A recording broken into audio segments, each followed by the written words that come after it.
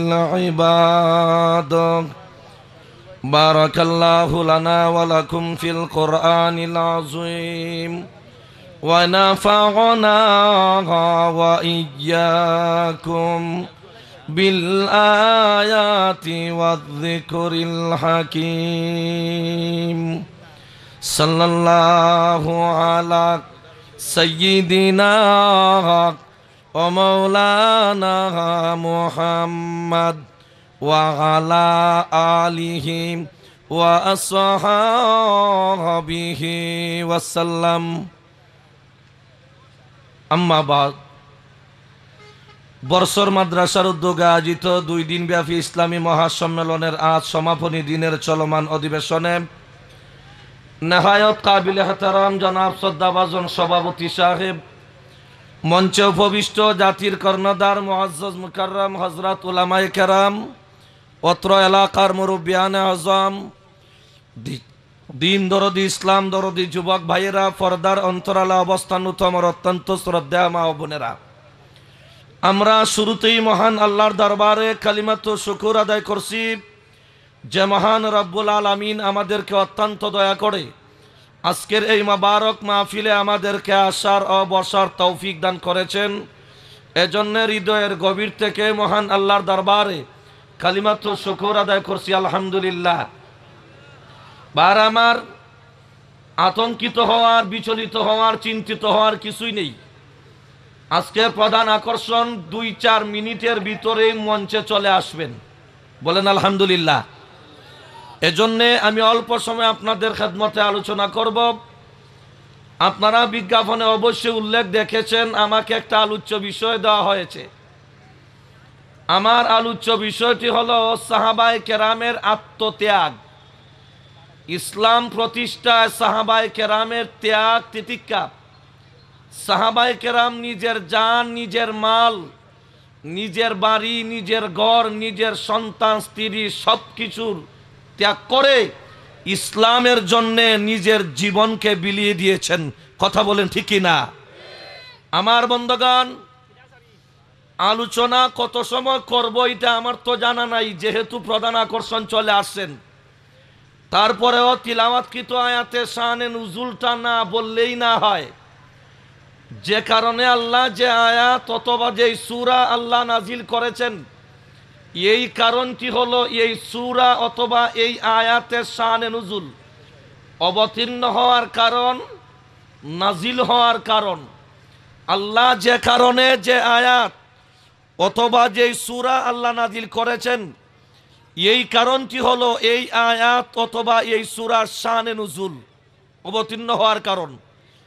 আমার তিলাওয়াতকৃত আয়াত আল্লাহ কেন নাজিল করলেন, এই কথাটা বুঝলেই আপনারা বুঝতে পারবেন সাহাবায়ে কেরাম ইসলামের জন্য কেমন নিবেদিত প্রাণ ছিলেন। সাহাবায়ে কেরাম ইসলামের জন্য নিজের জান, নিজের মাল, নিজের জন্মস্থান ত্যাগ করে সব কিছু ত্যাগ করেছেন ইসলামের জন্য। কথা বলেন ঠিক কি না? আমার বন্ধুগণ, তাফসীর কারকগণ লেখেন মহানবী মুহাম্মদুর রাসূলুল্লাহ সাল্লাল্লাহু আলাইহি ওয়াসাল্লাম মক্কার জমিন থেকে মদিনায় হিজরত করে যাওয়ার পরে কিছু সংখ্যক সাহাবায়ে কেরাম বিভিন্ন প্রতিকূলতার কারণে, বিভিন্ন বাধার কারণে, বিভিন্ন সমস্যার কারণে নবীজির সঙ্গে হিজরত করতে পারেন নাই। তন্মধ্যে একজন সাহাবী হযরতে সুহাইব ইবনে সেনান রুমি রাদিয়াল্লাহু তাআলা আনহু, রসুল যখন মদিনায়, সাহাবী হলেন মক্কায়। আপনারা বলেন রসুলকে দিয়া সাহাবায়ে কেরামের ভালোবাসা ছিল কিনা? আরো আস্তে কন ছিল কিনা? আমার বন্ধুগণ লক্ষ্য করে দেখেন, ফ্রান্সে আমার নবীকে নিয়ে ব্যঙ্গ করা হয়েছে, আমরা দেখেছি, বলতে আমরা দ্বিধাবোধ করব না। এই দেশে অনেক মুসলমানেরা সেই ফ্রান্সের বিরুদ্ধে অবস্থান গ্রহণ করে নাই, নিরপেক্ষ দাবি করে ইসলামের পক্ষেও কথা বলে নাই, বাতিলের পক্ষেও যায় নাই।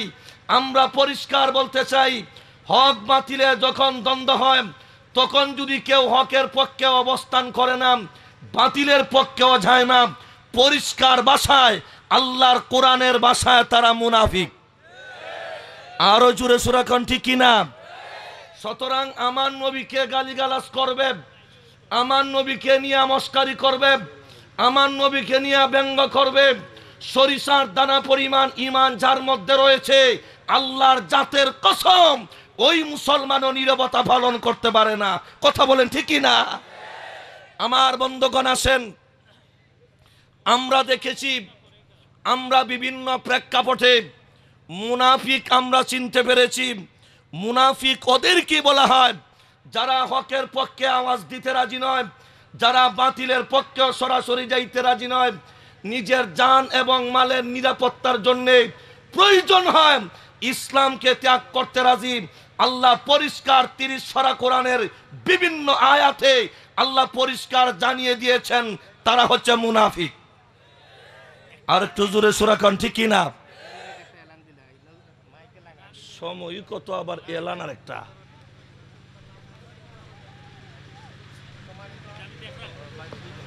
সম্মানিত আমাদের ভলান্টিয়ার ভাইদেরকে লক্ষ্য করে বলছি, আমাদের কেবা কারাদানি মাইকেল লাইন পূর্ব দিক থেকে কেটে ফেলেছে। মাইকেল লোকজন তারা আগে চেক করে দেখছেন লাইন কেটে ফেলেছে, উনি আবার ঠিক করার চেষ্টা করতেছেন। যারা এরকম দুর্ঘটনা যারা পাঠিয়েছে তারা নিবেন।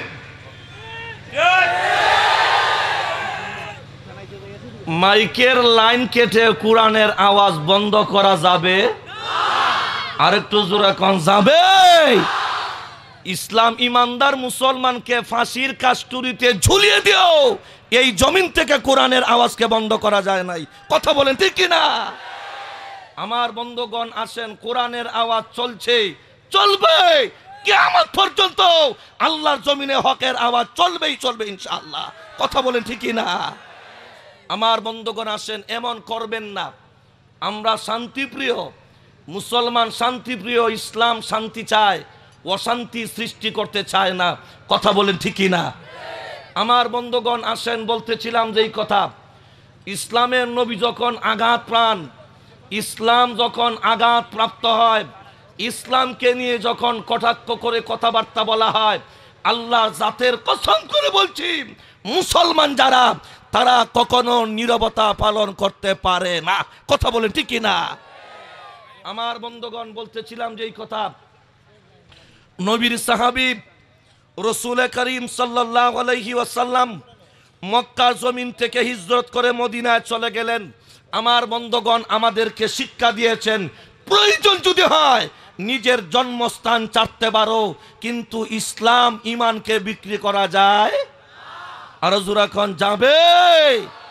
আমার বন্ধুগণ আসেন, সময় যেহেতু আমার জানা নাই কত সময়, কমপক্ষে শানে নুজুলের প্রেক্ষাপটটা আপনাদের সামনে আমি তুলে ধরার চেষ্টা করছি।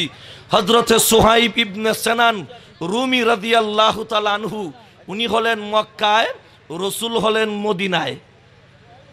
বলেন তো কোন জায়গায়? এখন উনার অন্তরে শুধু একটাই চিন্তা, আমি কেমনে নবীজির সান্নিধ্য লাভ করি। সুবহানাল্লাহ বলেন। আপনারা আপনাদের মদিনায় গিয়া রাসূলের রওজা জিয়ারত করার ইচ্ছা আছে না নাই? আর একটু জোরে কোন আছে না নাই? তা আমাদের সমাজ যেন শুধু গান গায়, কয় আমি না দেখি চৌকেতে শুধু নাম শুনি কানে, দনে যদি হইতাম দনি যাইতাম সোনার মদিনা, খবর নিলে দেখা যায় 1 কোটি টাকা ব্যাংক আছে, অথচ মদিনায় যাইতে পারে না। ইচ্ছা করলেই মক্কা মদিনায় যাওয়া যাবে না, আসমান থেকে মঞ্জুর করাতে হবে। কথা বলেন ঠিক কিনা? অনেক ধনী হজ করার তৌফিক নাই, অর্থাৎ যাইতে পারে না। আবার অনেক গরিব দেখা যায় নিয়ত করছে মক্কা মদিনা জিয়ারত করবে, রসুলের সান্নিধ্য লাভ করবে, রওজার পাশে দাঁড়াইয়াম আমার পয়গাম্বরকে সশরীরে উপস্থিত হয়ে আমার পয়গাম্বরকে সরাসরি সালাম দিবে, হায়াতুন নবী জিন্দা নবী রওজা শরীফ থেকে জবাব দিবে। সেই আশা আকাঙ্ক্ষা যাদের অন্তরে আছে, আল্লাহ মরণের আগে আগে তাদেরকে মক্কা মদিনা জিয়ারত করার তৌফিক দান করবে। কথা বলেন ঠিক কিনা? আমার বন্ধুগণ আসেন, বলতেছিলাম যে কথা, হযরতে সুহাইব ইবনে সিনান রুমি রাদিয়াল্লাহু তাআলা আনহু, উনি মদিনায় যাওয়ার নিয়ত করলেন। মদিনা যাওয়ার কথা বলেন না? মদিনা যাওয়ার নিয়ত করছেন, মদিনা চলে যাবেন। রসুলবিহীন মক্কাতে থাকতে ভালো লাগে না, রসুল যেখানে নাই সেখানে থাকতে ভালো লাগে না। হযরতে সুহাইব ইবনে সিনান রুমি রাদিয়াল্লাহু তাআলা আনহু, উনি উনার যা কিছু রয়েছে উনি সব কিছু নিয়ে মদিনায় যখন রওনা দিয়েছেন, তখন উনার গোষ্ঠীর এবং মক্কার কিছু বেঈমান কাফেরেরা উনার সামনে বাঁধা হয়ে দাঁড়িয়েছে, তোমাকে মদিনায় যাইতে দেব না। মদিনায় যাইতে বলেন তো, আপনার অন্তরে দুনিয়ার মহব্বত বেশি না নবীর মহব্বত? আর একটু জোরাখন দুস্ত, নবীর মহব্বত না দুনিয়ার মহব্বত? উনি বলতেছেন তোমরা আমাকে মদিনায় যেতে দাও, আমাকে রাস্তায় বাধাগ্রস্ত করবা না, আমি মদিনায় যেতেই হবে, আমাকে মদিনায় যাওয়ার সুযোগ দাও। উনারা উনার চতুর্দিকে উনার সামনে প্রাচীর হয়ে বাধা হয়ে দাঁড়িয়েছে, আপনাকে মদিনায় যাইতে দেব না। এবার যখন সেই সিদ্ধান্ত তারা গ্রহণ করলো, উনি ছিলেন বড় তীর আন্দাজ, উনি তীর মারার মধ্যে বড় পারদর্শী ছিলেন। উনার কাছে ছিল তলোয়ার, উনার হাতে ছিল বেশ কিছু তীর। উনি তখন বলতেছেন তোমরা তো জানো আমি তীর আন্দাজ, আমি তীর মারার মধ্যে বড় পারদর্শী, যতক্ষণ পর্যন্ত আমার হাতে তীর থাকবে ততক্ষণ পর্যন্ত তোমরা আমাকে গ্রেফতার করতে পারবে না।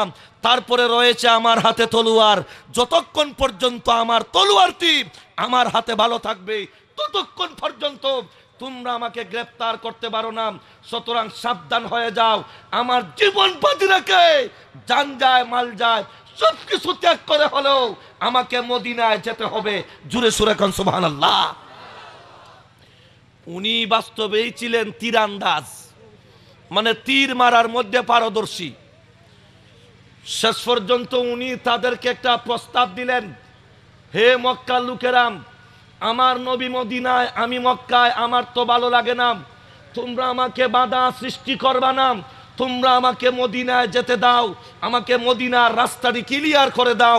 প্রয়োজন যদি হয় আমি তোমাদেরকে একটা প্রস্তাব দিচ্ছি, প্রয়োজন যদি হয় আমার বাড়ি আমার ঘর মক্কায় রেখে যাওয়া আমার যত সম্পদ, এই সম্পদ আমি তোমাদেরকে দিয়াই দিলাম, তারপরেও আমাকে মদিনায় যেতে বাধা দিবা না। দেহ সেই প্রস্তাবে রাজি হও কিনা? সুবহানাল্লাহ কন্যা, আর একটু জোরে কন্যা সুবহানাল্লাহ। আমরা তো ইসলামের জন্য কিছু সময় দিতে পারি না। এই মুহূর্তে যদি মাইকে ঘোষণা দেওয়া হয় সিদ্দিকী সাহেব রাত্রে 12টার সময় আসবেন, আর মাত্র 4 ঘন্টা বাকি, আমার মনে হয় আপনারা সেই ধৈর্য ধরতে পারবেন না, চলেই তো যাবেন। কিন্তু যখন আমরা রাস্তায় স্লোগান দেই জেহাদ জেহাদ জেহাদ চাই, জেহাদ করে বাঁচতে চাই, মাশাআল্লাহ জেহাদ লাগলে আমরা হায় হায় হায় হায়, টাইমটা যদি একটু শিডিউল হয়, কই মৌলবীদের কথাও ঠিক না। সিদ্দিকী সাহেব আসার কথা ছিল মাগরিবের পরে, উনিও আসে নাই, উনার কথাও ঠিক না। বর্ষর মাদ্রাসাওয়ালা বলেছিল মাগরিবের পরে বয়ান দিবে, ওদের কথাও ঠিক না। দুস্থ যারা সফর করে, যারা প্রোগ্রাম করায়, উনারা বুঝে সফর কি জিনিস। সময়ে কিছু ব্যবধান হতে পারে না, কিন্তু আমরা ধৈর্যহারা হয়ে যাই। ইমাম সাহেব যদি 1 মিনিট পরে আসেন, ইমাম সাহেব কোথায় ছিলেন? জীবনে প্রথম মাত্র নামাজে আইসা ইমামের ভুল ধরা শুরু করছে। কথা বলেন ঠিক কি না? সারা জীবনভর মসজিদে আসে না, কেউ জিজ্ঞাসা করে নাই ইমাম সাহেব কেন 2 মিনিট পরে আসলেন, তার জবাব দিতে হবে, অন্যথা ইমাম সাহেবের চাকরি থাকবে না। কথা বলেন ঠিক কি না? সাবধান, এমন করবেন না। আছেন তো দুস্থ, বলতেছিলাম সেই কথা। সাহাবী প্রস্তাব দিচ্ছেন আমাকে মদিনায় যেতে দাও, আমি যেতেই হবে, সোনার মদিনা ছাড়া আমার কিছুই তো ভালো লাগে। আর একটু জোরে সুরে কোন, কিছুই তো ভালো লাগে। সোনার মদিনা তো দুস্থ, সোনার মদিনাই। সোনার মদিনা গেছেন তো? যারা গেছেন আসলে বলা হয় সোনার মদিনা, যারা বাস্তবে গিয়েছেন সেটা সোনার মদিনাই, তার মধ্যে কোনো ব্যবধান, আরো জোরে কোন কোনো ব্যবধান। সেই সোনার মদিনায় যাওয়ার ইচ্ছা আসেনি? শুধু মদিনা যাওয়ার গান গাইবেন না মনে প্রাণে রসুলকে ভালোবাসবেন? মনে প্রাণে সোনার মদিনাকে অন্তরে স্থান করে নিতে হবে। শুধু রসুলকে ভালোবাসি 2 টুটের দ্বারা বললে হবে না, অন্তরের দ্বারা বলতে হবে। তাহলে দেখবেন আল্লাহ পাক আপনাকে বাংলার জমিন থেকে, আপনি একজন ভিক্ষুক হতে পারেন, আপনি একজন গরিব হতে পারেন, আপনি একজন সাধারণ মানুষ হতে পারেন, আল্লাহ পাক আপনাকে বাংলার জমিন থেকে সোনার মদিনা পর্যন্ত পৌঁছা দিবেন। কথা বলেন ঠিক কি না? আল্লাহ পারেননি? আরো আসতে কোন আল্লাহ পারেন না? আমার বন্ধুগণ আসেন তো, উনি বলছেন আমার সম্পদ, আমার রেখে যাওয়া সম্পদ, বাড়িঘর যা আছে সবকিছু তোমাদেরকে দিয়ে দিলাম, কিন্তু আমাকে মদিনায় যেতে বাধা দিবা না, আমাকে মদিনায় যেতে দাও। সুবহানাল্লাহ কোন বার। আমার প্রস্তাবে তারা রাজি হয়ে গেছে। প্রস্তাবে কি হয়ে গেল? রাজি হয়ে গেল। তিনি সোনার মদিনা চলে গেলেন। বলেন তো, সম্পদের চাইতে, নিজের বাড়ির চাইতে, নিজের জানের চাইতে, নিজের গাড়ির চাইতে, নিজের সন্তানের চাইতে নবীর মহব্বত সাহাবায়ে কেরামের মধ্যে বেশি ছিল না কম? আর একটু জোরে সূরা খান, বেশি না কম? আল্লাহু আকবার, আল্লাহু আকবার। এবার সোনার মদিনায় হাজির হয়ে নবীজির সামনে হাজির হয়ে গেলেন। নবীজিকে সামনে গিয়া বললেন, ইয়া রাসূলুল্লাহ, আমি যে কাজটা করছি কি করলাম? নবীকে কি করছ? নবী, আমি মক্কা থেকে আসার পথে মক্কার বেঈমান কাফেরেরা আমাকে বাধার সম্মুখীন করেছে, আমাকে আসতে দেবে না। আমি তাদেরকে প্রস্তাব দিলাম, আমি তীরান্দাজ, আমার হাতে যতক্ষণ পর্যন্ত তীর থাকবে, আমার হাতে যতক্ষণ পর্যন্ত তলোয়ার থাকবে, তোরা আমাকে গ্রেফতার করতে পারবে? আরো জোরে কোন পারবে? সুতরাং তোরা আমাকে ছেড়ে দে। শেষ পর্যন্ত দেখলাম বাধা তারা দিচ্ছেই।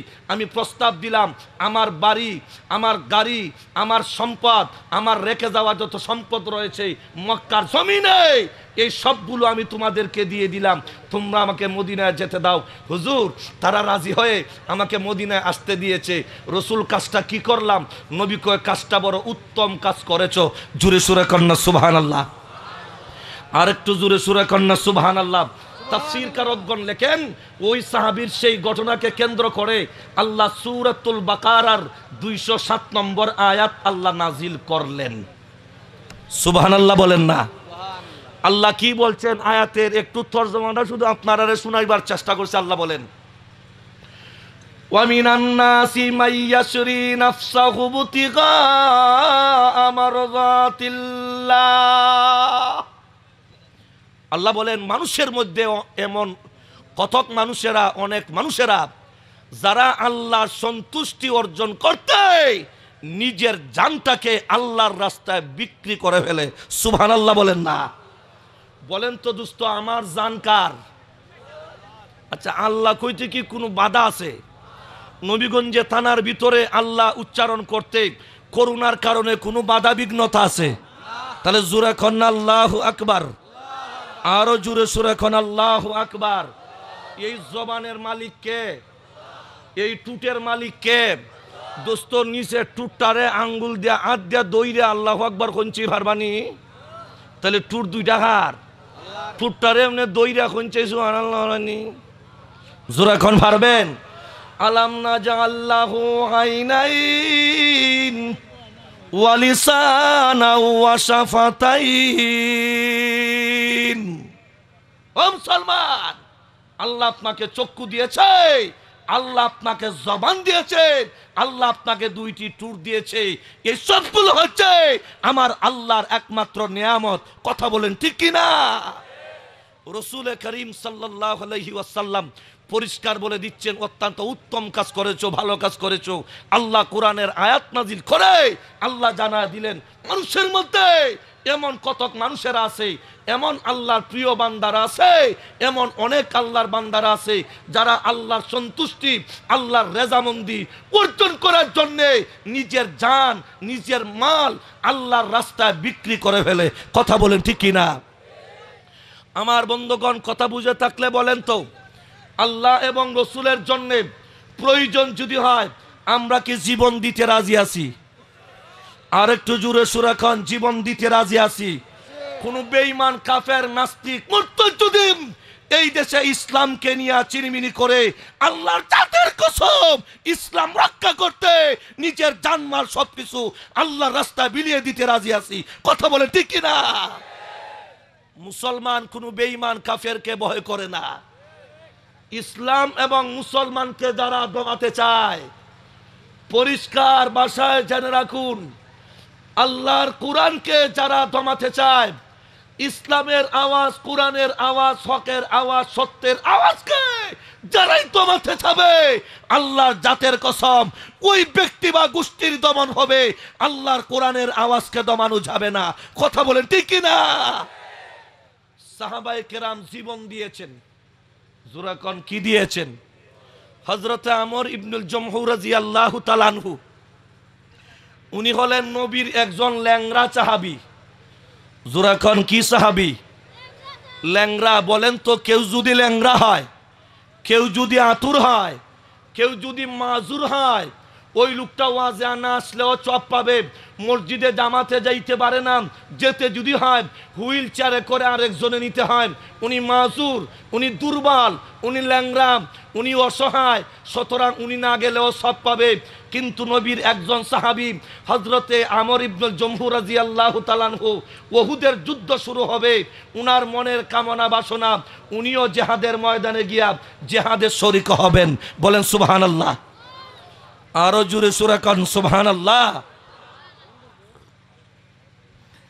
উনি উনার সন্তান, উনার স্ত্রী, উনার ছেলে, উনার মেম সবাইকে নিয়ে পরামর্শ করছেন, আমি উহুদের ময়দানে যুদ্ধে যেতে চাই। সুবহানাল্লাহ কন্যা। উনি কি সম্পূর্ণ সুস্থ মানুষ না অসুস্থ? কথাটা বুঝছেন ভালো করে? সাহাবায়ে কেরাম কেমন ত্যাগ স্বীকার করছেন? উনি কি সুস্থ না অসুস্থ? আরো জোরে এখন, সুস্থ না অসুস্থ? এমনি যে মাত্র পরামর্শ করেন যুদ্ধের ময়দানে যাইতে চাই, জিহাদে যাইতে চাই, ওরে আমার সন্তানেরা, ও গো আমার স্ত্রী, ও আমার মেম, আমার ছেলেরা, আমাকে অনুমতি দাও, যুদ্ধের ময়দানে যাব, জিহাদের ময়দানে যাব। জোরে কোন সুবহানাল্লাহ। অনুমতি দাও, পারমিশন দাও, আমাকে অনুমতি দাও, আমাকে পারমিশন দাও, আমাকে যুদ্ধের ময়দানে যেতে হবে। স্ত্রী বলতেছে, স্বামী আপনি তো মাজুর, স্বামী আপনি তো দুর্বল, আপনি তো অপারগ, আপনি যাওয়ার তো দরকার নাই। উনি বলেন, না, আমাকে যেতে হবে যুদ্ধের ময়দানে, রাসূলের সাথে আমাকে জিহাদে শরীক হতে হবে। সুবহানাল্লাহ কন্যা। নবী যাবেন যুদ্ধের ময়দানে, আমি ঘরে ঘুমিয়ে থাকবো, তা হতে, আরো আস্তে কন, তা হতে আল্লাহ আল্লাহ। সাহাবায়ে কেরাম, এই জন্য আল্লাহ বলছেন, আল্লাহ সন্তুষ্ট, সাহাবায়ে কেরাম আল্লাহর নিয়ামত সন্তুষ্ট। ও মুসলমান, এই জন্য সাহাবায়ে কেরাম সত্যের মাপকাঠি। কাজেই কেউ সাহাবায়ে কেরামকে নিয়ে যদি সমালোচনা করে, ওই লোকটি প্রকৃত ঈমানদার মুসলমান হতে পারে না। কথা বলেন ঠিক কি না? আমার বন্ধুগণ, আসুন সামনে অগ্রসর হই। এবার উনি নীরবে বিশ্বনবীর খেদমতে হাজির হয়ে গেছেন। সুবহানাল্লাহ বলবেন না? আর একটু জোরে কন্যা সুবহানাল্লাহ। अल्लाह अल्लाह क्या मुबारक नाम है, अल्लाह अल्लाह क्या मुबारक नाम है, अल्लाह अल्लाह मुमिनों का काम है। আল্লাহ নামটি দিলে মুখে লয় যদি কেউ একটিবার, দুনিয়ার সব সামান হতে অনেক বেশি মূল্য তার। জোরে কোন সুবহানাল্লাহ। রাসূলের খেদমতে হাজির হয়ে গেলেন। ইয়া রাসূলুল্লাহ, আমি যুদ্ধের ময়দানে যেতে চাই। নবী বলেন, তুমি মাজুর, তুমি মাজুর, তুমি যুদ্ধের ময়দানে যাওয়ার দরকার নাই। জোরে কোন দরকার? উনি কোন, নবী আমাকে যেতে হবে, অনুমতি দেন। সুবহানাল্লাহ বলেন না? আর একটু জোরে সুরে কোন সুবহানাল্লাহ। আমার বন্ধুগণ আসেন, এবার নবী অনুমতি দেন না, বারবার অনুমতি চান, রসুল অনুমতি দেন না। শেষ পর্যন্ত রসুল জিজ্ঞাসা করেন, সাহাবীরে তুমি তো মাজুর, তুমি তো দুর্বল, যুদ্ধের ময়দানে কেন যাইবা, কেন? উনি জবাব দেন, ইয়া রাসূলুল্লাহ, আমি মাজুর, আমি যুদ্ধের ময়দানে গিয়া ল্যাংরা পাও নিয়া যুদ্ধ করে শহীদ হইয়া আল্লাহর তৈরি জান্নাতের মেহমান হতে চাই। আরো জোরে সুরে কন্যা সুবহানাল্লাহ। আমার বন্ধুগণ বলেন তো, যুদ্ধের ময়দানে গিয়া মেহমান হয়ে, যুদ্ধের ময়দানে গিয়া শহীদ হইয়া আল্লাহর তরি জান্নাতের মেহমান হতে চান, বাঁচবার জন্য যাইতে চান না মরার জন্যে? আর একটু জোরে কন, বাঁচার জন্যে না মরার জন্যে? এমনি যে আমার তো রাসূল জিজ্ঞাসা করেন, কেন ও সাহাবী কেন যাইবা যুদ্ধের ময়দানে বলো? এই সাহাবী জবাব দিলেন, ইয়া রাসূলুল্লাহ, ইয়া হাবিবাল্লাহ, আল্লাহর নবী, আমার উদ্দেশ্য হলো যুদ্ধের ময়দানে গিয়া জিহাদ করে করে শহীদ হইয়া ল্যাংড়া ফাউনিয়া আল্লাহর তৈরি জান্নাতের মেহমান হতে চাই। জোরে কোন সুবহানাল্লাহ। মরার জন্য যাইতেন, কিসের জন্যে? আর একটু জোরে কোন না, কিসের জন্যে? এখন যদি আপনাদেরকে বলা হয় বর্ষর মাদ্রাসার সামনে একটা রয়্যাল বেঙ্গল টাইগার, আজকের টাইগারে যাকে বক্ষণ করবে ওই ব্যক্তি ডাইরেক্ট জান্নাতের মেহমান হবে। কে কে জীবন দিতে রাজি আছেন? আপনারা জবাবে বলবেন কে কে জীবন দিতে রাজি আছেন। তাইলে বোঝা যায় আপনাদের মধ্যে আগ্রহ আছে ইসলামের জন্য, ইসলামের জন্য, নবীর জন্য 24টা ঘন্টা আমরা জীবন দিতে রাজি আছি। কথা বলে ঠিক না? মুসলমান কোন বাতিলকে ভয় পায়? আরে দোস্ত, বাসর রাত্রিতে বিয়ার দিন দেখবেন আল্লাহ দামানদের মাথায় কেপ, গায়ে কুট, এরপরে আবা খাবা জুব্বা টুব্বা লাগায় বরিছে, একদিক দিয়ে মশায় কামড়ায়, প্রচন্ড গরম লাগে। কিন্তু তার বন্ধু জিজ্ঞাসা করে, বন্ধু আপনার কি গরম লাগে না? এই যে আবা খাবা লাগাইয়া বসা আছেন। জবাব দে, কিসের গরম মিয়া? সামনে বাসর রাত্রি। ইমানদার মুসলমান মৃত্যুকে ভয় করে না, কারণ মৃত্যুর মাধ্যমে আসল মালিকের সঙ্গে সাক্ষাৎ হয়। কথা বলেন ঠিক না? এই জন্য ইমানদার মরণকে ভয়, আর একটু জোরে কোন, মরণকে ভয় করে না। আমার বন্ধুগণ আসেন, উনার আগ্রহ দেখে রসুল বললেন, তোমাকে পারমিশন দিলাম জিহাদের ময়দানে চলে যাও। সুবহানাল্লাহ কন্যা, আর একটু জোরে সুরে কন সুবহানাল্লাহ। এবার সংক্ষিপ্ত কথা, উনি যুদ্ধের ময়দানে চলে গেলেন। উনি যখন যুদ্ধের ময়দানে চলে গেলেন, আমার বন্ধুরা যুদ্ধ করে করে শহীদ হইয়া সিরতে মুস্তফার মধ্যে লেখেন, উনি সেই ল্যাংড়া পাও নিয়ে যুদ্ধ করে করে শহীদ হয়ে আল্লাহর তৈরি জান্নাতের মেহমান হয়ে গেছেন। জোরে সোরে কোন সুবহানাল্লাহ। উনার স্ত্রী চাইলে উনার লাশটা বাড়ির কাছে আনবে, উনার বাড়ির কাছে আন্না দাফন করবে, এই আশা নিয়া উনি একটা উট নিয়া সিরতে মুস্তফায় লেখছেন, উনি একটা উট নিয়া ময়দানে হাজির হয়ে উনার লাশটাকে উটের উপর উঠাইয়া আমার বন্ধুগণ বাড়ির দিকে আনবেন। বাড়ির দিকে যখন আনতে শুরু করছেন, এখন দেখা যায় বাড়ির দিকে যখন লাশ নিয়ে আসবে, উট বাড়ির দিকে আসে না, বাড়ির দিকে আয় না, আবার যখন ময়দানের দিকে দেওয়া হয়, ময়দানের দিকে দৌড়ে অগ্রসর হয়। মেহমান চলে আসছেন, খুশি না বেজার? সকলে বলুন আলহামদুলিল্লাহ। সম্মানিত উপস্থিতি, আপনাদের আকাঙ্ক্ষিত মেহমান ইনশাআল্লাহ আমাদের মাহফিলে 5-7 মিনিটের মধ্যে চলে আসবেন। আমি নিজে হুজুরকে রিসিভ করে নিয়ে এসেছি। ইনশাআল্লাহ 5-7 মিনিটের ভিতরেই মঞ্চে চলে আসবে। হুজুরকে মঞ্চে নিয়ে আসবো। হুজুর নামাজ আদায় করতেছেন, আপনারা সবাই ধৈর্য সহকারে বসে পড়ুন। দেখছেন 5 মিনিট কইতেও কষ্ট লাগে, আর জীবন কেমনে দিবা? 5 মিনিট কইতে অনেকে ভাবছে হুজুর মনে 5 ঘন্টার ভিতর আইতো না, নামাজটা পড়ার দরকার না। আর একটু জোরে এখন, নামাজ দরকারি না সরকারি? আপনারা সবাই এশার নামাজ পড়বেন তো ইনশাল্লাহ, না ওয়াজ শুনে যাইবেন গা? মুসলমান এমন করবেন না দোস্ত। আসেন দোস্ত, আমরা সামনে অগ্রসর হই। এবার বলতেছিলাম যেই কথা, উনার স্ত্রী উনার লাশটাকে উটের উপর উঠাইয়া বাড়ির দিকে যখন আনবার চান, সেই উটটা বাড়ির দিকে আসে না। আবার যখন ময়দানের দিকে দেওয়া হয়, উটটা দৌড়ে দৌড়ে অগ্রসর হয়। আশ্চর্যের ব্যাপার, বোঝা যাচ্ছে না ঘটনা কি। আমরা কথা না বলি ভাই, একদম নীরবতা পালন করি, কোনো কথা না বলি দোস্ত। লা ইলাহা ইল্লাল্লাহ, জোরে জোরে।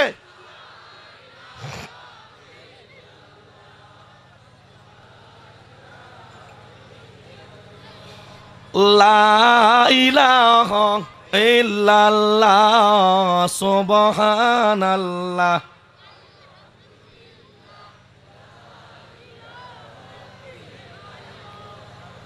লা ইলাহা ইল্লাল্লাহ সুবহানাল্লাহ।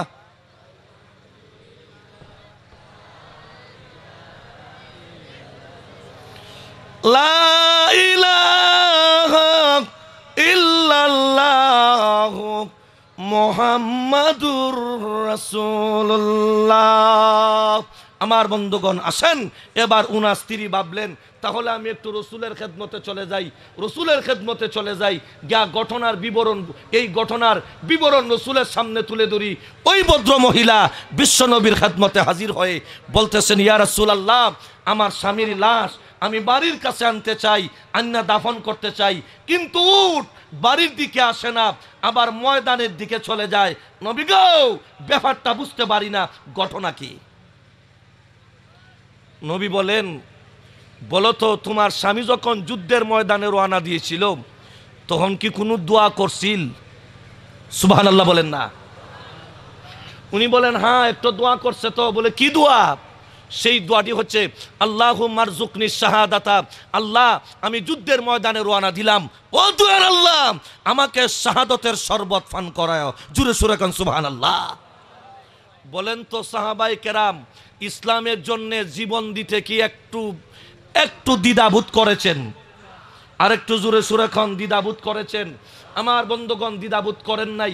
শুধু তাই না, রসুল বলতেছে, উনি তখন বলতেছিলেন আমি আমার বাড়ির দিকে আর যেন ফিরে আসি না, আমি আমার পরিবারের দিকে আর যেন কোনোদিন ফিরে আসি না, আল্লাহ আমাকে শাহাদতের শরবত পান করায়েন। জোরে সুরে খান সুবহানাল্লাহ। আমার বন্ধুগণ আসেন, রসুল বলছেন তাহলে উনাকে আর উনার লাশ আর বাড়ির কাছে আনা যাবে না, উনাকে ময়দানেই দাফন করতে হবে। যেমন ভাবে জীবিত অবস্থায় উনি বাড়িতে আসেন না, ঠিক তেমনি ভাবে উনার লাশও বাড়ির কাছে আসবে না, উনাকে আল্লাহ সেই ময়দানের জন্য কবুল করে নিয়েছেন। জোরে সুরে কোন সুবহানাল্লাহ। আমার বন্ধুগণ আসেন, সাহাবায়ে কেরাম এইভাবে জীবন দিয়েছেন। শুধু তাই না, সাহাবায়ে কেরামের ইতিহাস বলতে গেলে এটা রাতের পর রাত, সপ্তাহের পর সপ্তাহ কেউ যদি আলোচনা করে সাহাবায়ে কেরামের ইতিহাস বলে শেষ করা যাবে না। আসেন তো বন্ধু, আমি বলতেছিলাম রসুল করিম সাল্লাল্লাহু আলাইহি সাল্লাম যেদিন হিজরত করবেন, নিজের ঘরে হযরতে আলীকে শুয়াইয়া হিজরতের জন্য রওনা হলেন, অর্থাৎ হিজরত করলেন নিজের ঘর থেকে। আবু বকর সিদ্দিক রাদিয়াল্লাহু তাআলা আনহুর ঘরে গিয়া ডাক দিলেন, আবু বকর। প্রথম ডাকেই দরজা খুলে দিলেন। সুবহানাল্লাহ বলেন না। কথাটা বুঝেন, মেইন সবক যেটা, দরজা ডাক দিলেন, আবু বকর। যেমনে ডাক দিলেন এমনি দরজা খুলে দিলেন। সুবহানাল্লাহ কোন। বলেন তো, রাত্রে না দিনে? আর একটু আস্তে কোন, সন্ধ্যা রাত্রে না গভীর রজনীতে? সন্ধ্যা রাত্রে না গভীর রজনীতে? এমনি যে মাত্র প্রথম ডাকের সঙ্গে দরজা খুলে দেওয়ার পর জিজ্ঞাসা করেন, আবু বকর, ও আবু বকর, তুমি কি ঘুমাও না? সুবহানাল্লাহ বলেন না। হায় রে নবী, সাহাবীরা, রাত্রে ঘুম নাই ইসলামের জন্যে, খানা নাই ইসলামের জন্যে। রসুল বললেন, আবু বকর তুমি কি ঘুমাও না? আবু বকর সিদ্দিক রাদিয়াল্লাহু তাআলা আনহু জবাবে বলছেন, নবী গো, আপনি যেদিন আমাকে বলেছিলেন আমি হব আপনার হিজরতের সাথী, আমি হব আপনার হিজরতের সাথী, আমি সেদিন থেকে আরামের বিছনায় আর আরাম করি নাই। কারণ হলো, আমি যদি রাত্রে বেলা ঘুমিয়ে থাকি, আপনি যদি দরজায় ডাক দেন, আবু বকর আবু বকর বলে ডাকতে থাকে, আর প্রথম ডাকের সাথে আপনার ডাকের সাথে দরজা খুলে দিতে পারি না, আপনার যদি কষ্ট হয় কিয়ামতের মাঠে আল্লাহর দরবারে জবাব দিতে পারবো না। জোরে সুরে কোন সুবহানাল্লাহ। এই জন্যে আরামের ঘুমকে হারাম করে এই জন্যে আমি দরজা কান লাগায় দাঁড়াই থাকি। রসুল কোন সময় আমাকে ডাক দিবে, আমি প্রথম ডাকের সাথেই যাতে দরজা খুলে দিতে পারি। জোরে সুরে কান্না সুবহানাল্লাহ। আমার বন্ধুগণ, শুধু তাই না, সিদ্দিক আকবর রাদিয়াল্লাহু তাআলা আনহু এই হিজরতের সময় মদিনার পথে যখন রওনা হলেন, আল্লাহ কি যে অবস্থা! মদিনার পথে রওনা হলেন, একবার ডাইনে যান, আরেকবার বামে যান, একবার সামনে যান, আরেকবার পিছনে যান। সুবহানাল্লাহ বলেন না? আরেকটু জোরে সুরে কন্যা সুবহানাল্লাহ। একবার ডানে, আরেকবার বামে, আরেকবার পিছনে, আরেকবার সামনে, এইভাবেই চতুর্দিকে ঘোরাফেরা করেন। রসুল জিজ্ঞেস করেন, আবু বকর, তোমার মধ্যে একটা হতাশ দেখতেছি, তুমি চতুর্দিকে ঘোরাফেরা করছো, কারণটা কি? এমনি যে মাত্র জিজ্ঞাসা করার পরে জবাব দিলেন, ইয়া রাসূলুল্লাহ, ইয়া হাবিবাল্লাহ, আমি যখন ডান দিকে যাই আমার বাম দিকের কথা স্মরণ হয়ে যায়। নবী, কোন দুশ্মন নিয়ে আপনাকে বাম দিক থেকে আক্রমণ করে, যদি আক্রমণ করে আমি আল্লাহর দরবারে জবাব দিতে পারবো না, বাম দিকে চলে যাই। যখন বাম দিকে যাই সামনের কথা স্মরণ হয়। সুবহানাল্লাহ কন্যা, সামনের কথা স্মরণ হয়। সামন থেকে যদি দুশ্মন আক্রমণ করে, আপনার যদি কষ্ট হয়, আপনার কষ্ট হলে আমি আবু বকর আল্লাহর দরবারে জবাব দিতে পারবো না। আমি যখন সামনে যাই আবার পিছনের কথা স্মরণ হয়, যদি পিছন থেকে কোনো দুশ্মন আক্রমণ করে, কিয়ামতের মাঠে আমি আবু বকর আল্লাহর দরবারে জবাব দিতে পারবো না। এই জন্যে কোনো দুশ্মন যাতে আক্রমণ না করে আমি আবু বকর আপনার চতুর্দিকে ঘোরাফেরা করি। জুড়ে সুরে গান সুবহানাল্লাহ। আমার বন্ধুগণ, এইভাবেই সাহাবায়ে কেরাম রসুলের জন্য পাগল ছিলেন, রসুলের জন্য আশেক ছিলেন। এইভাবেই সাহাবায়ে কেরাম ইসলামের জন্য জীবন দিয়েছেন। আমি জিজ্ঞাসা করি দোস্ত, প্রয়োজন যদি হয় ইসলামের জন্য আমরাও জীবন দিতে রাজি আছি কিনা? আরো জোরে সুরে কোন রাজি আছি কিনা? আল্লাহ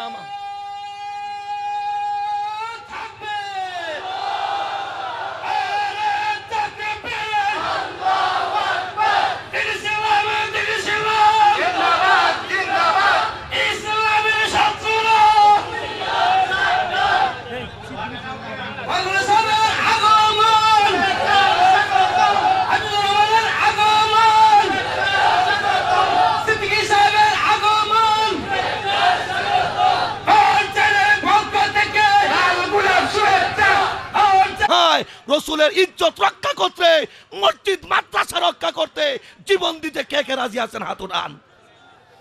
আল্লাহ যেন সবাইরে কবুল করেন। সকলে বলুন আমিন। আরো জোরে সুরে বলুন আমিন। আল্লাহ আমাদের সবাইরে কবুল করেন, আল্লাহ আমাদের সবাইরে কবুল করেন, মাদ্রাসারে কবুল করেন। আজকের আয়োজন যারা করেছেন অক্লান্ত পরিশ্রম করে, আল্লাহ সব কিছুকে কিয়ামতের মাঠে নাজাতের উসিলা হিসাবে কবুল করেন। সকলে বলুন আমিন। ওয়া আখিরু দাওয়ানা আনিল হামদুলিল্লাহি রাব্বিল আলামিন। আপনারা দেখতে পাচ্ছেন আমাদের কাঙ্ক্ষিত মেহমান আমাদের স্টেজে এসে গেছেন। আমরা সকলে বলি আলহামদুলিল্লাহ। কুলরে অনিচ্ছা, এই জন্য প্রত্যেকের কাছে অনুরোধ, আমরা মেহমানের সম্মানার্থে আমরা ক্যামেরা এখন বন্ধ রাখবো। যা কমিটির কর্তৃপক্ষের নির্দেশ, আপনারা দয়া করে ক্যামেরা বন্ধ করুন। উনি এখানে বসবেই না। বসে যান, হুজুর ওয়াজ করতে অসুবিধা হবে যদি সাউন্ড এদিকে না আসে। আপনারা দয়া করে বসে যান।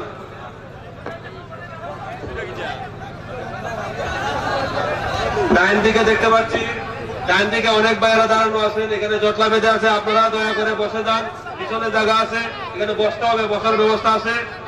অনুরোধ করে বসে যান। পিছনের লোক দেখতে পাচ্ছেন না, ডাক্তার দেখতে হয়েছে। সম্মানিত উপস্থিতি, আপনারা সবাই একটি সুসংবাদ শুনবেন। আমাদের মাদ্রাসায় আমেরিকা প্রবাসী হাজী আবু তাহির সাহেবের সহধর্মিণী ওনার স্ত্রীর রুহে মাগফিরাতের জন্য একটি মসজিদ নির্মাণ করে